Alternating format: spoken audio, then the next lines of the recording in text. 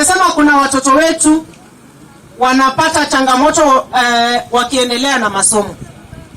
Wamama, watoto wetu wanapata mimba, na tunasema mtoto akipata mimba tutakuwa na sheria ya kupambana na wale wanatia watoto wetu mimba.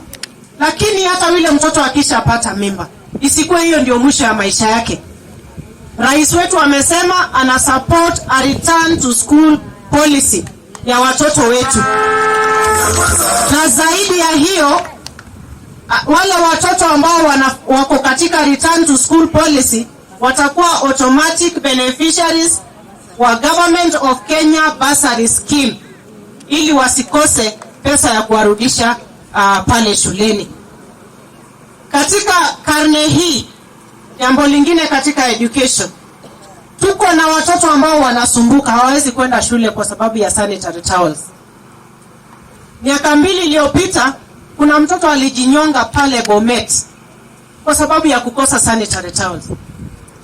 Katika karne hii, na tumeweza kucommit President William Ruto ya kwamba sanitary towels zitakuwa free na itafikia kila mtoto, kila kona ya Kenya, na on a regular basis wakati wanaenda shule.